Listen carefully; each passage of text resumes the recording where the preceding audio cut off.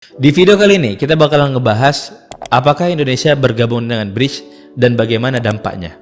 Apakah menjadi kekuatan atau menjadi hambatan? Kita bagi video ini menjadi 3 chapter pembahasan karena ini adalah pembahasan yang sangat menarik berkaitan dengan negara kita. Karena ini akan berdampak kepada kemajuan atau kemunduran yang akan terjadi nanti ke depannya. Kita bagi menjadi 3 chapter pembahasan. Yang pertama,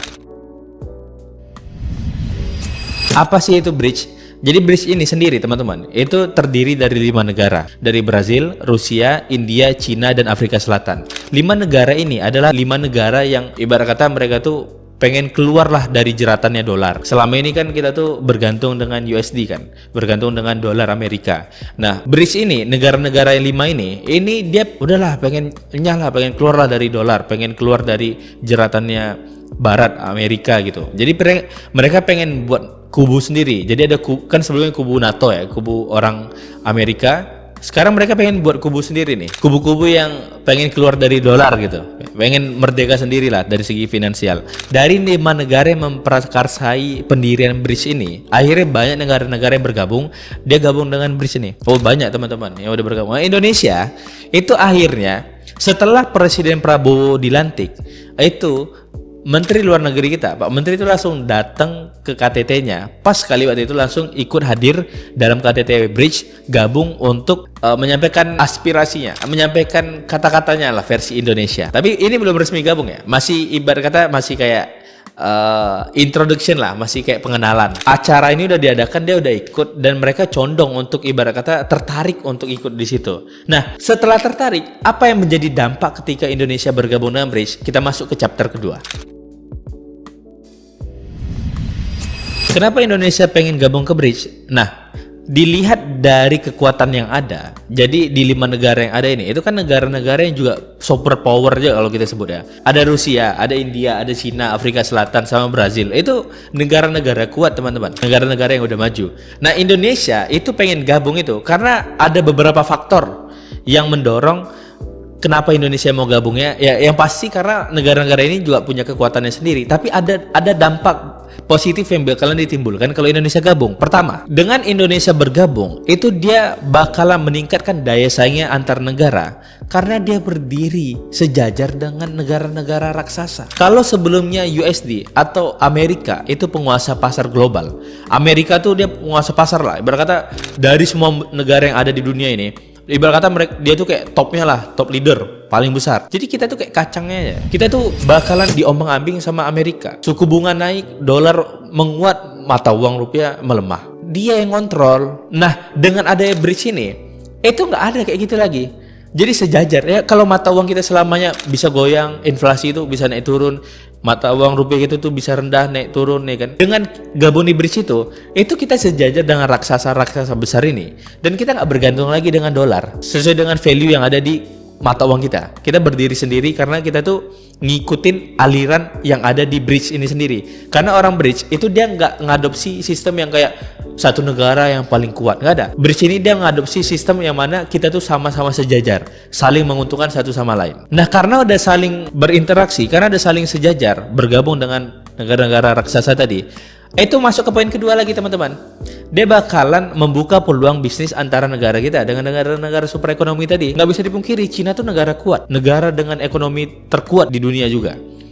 Rusia, militernya kuat. Jadi dengan Indonesia bergabung di BRICS ini sendiri, itu akses bisnisnya bakalan terbuka luas juga. Karena udah langsung berhubungan dengan negara-negara adidaya yang ada di dunia tadi itu sendiri. Karena saling berinteraksi dan bersinergi dalam hal bisnis, investasi mulai banyak masuk dan saling berkolaborasi antara negara-negara berkembang dan maju tadi yang ada di dalam BRICS itu sendiri. Akhirnya setiap negara tuh diuntungkan. Mata uang dan rupiah, mata uang setiap negara tuh bakalan naik. Mereka bakalan berdiri di atas kakinya sendiri, nggak bergantung lagi dengan satu pihak. Mereka nggak bisa diintervensi lagi, berdiri sendiri-sendiri dan bakalan kuat, sama-sama kuat, sejajar.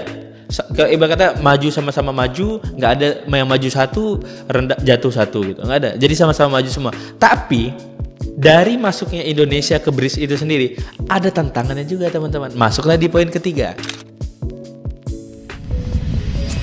Apa sih tantangannya ketika Indonesia gabung di BRICS?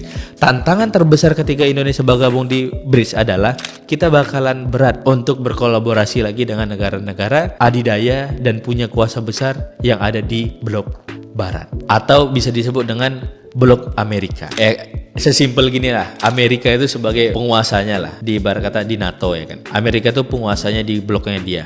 Sekarang BRICS ini mereka keluar tuh ya pengen ninggalin Amerika, jadi berdiri sendiri. Lah dengan kita gabung di BRICS ini kan sebenarnya kita kayak ninggalin kawan lama kita, Amerika. Nah, tantangannya itu, selama ini kita bergantung dengan dia. Apa banyak investasi kita dari Amerika? Banyak juga. Kita banyak bersinergi dalam investasi bisnis dengan Amerika. Lah dengan kita gabung di BRICS, sebenarnya kita berarti ninggalin satu peluang yang selama ini kita jalankan untuk ambil peluang baru gitu. Nah, tantangan terbesarnya adalah di situ. Jadi kalau sebenarnya dihitung-hitung, ada plus dan ada minusnya. Plusnya tadi kayak yang aku sampaikan, kita gabung ke negara-negara yang raksasa juga, yang kita bisa berdiri bareng-bareng sama-sama tumbuh besar dengan negara-negara maju dan berkembang yang ada di BRICS itu sendiri. Tapi minusnya, kita bakalan ninggalin kawan lama kita yang udah kita bergantung dengan dia selama ini. Ya tapi fan-fan aja. Pemerintah pasti punya hitung-hitungannya. Lah kalau misalnya kita punya kawan lama tapi kita dimain-mainkan sama kawan lama kita dipegang kepala kita sama kawan lama kita ini, kita diatur-atur, terus kita rasanya nggak sulit maju kalau dikendalikan kayak gini.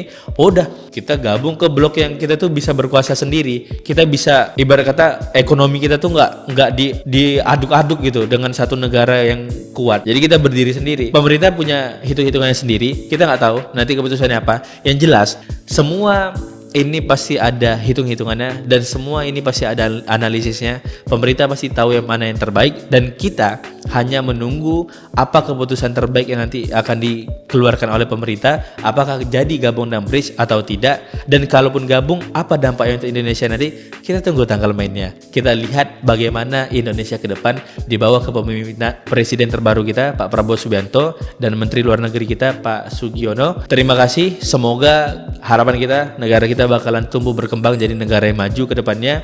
Setiap warga dan masyarakatnya bisa sejahtera. Thank you. See you the next video. Bye bye.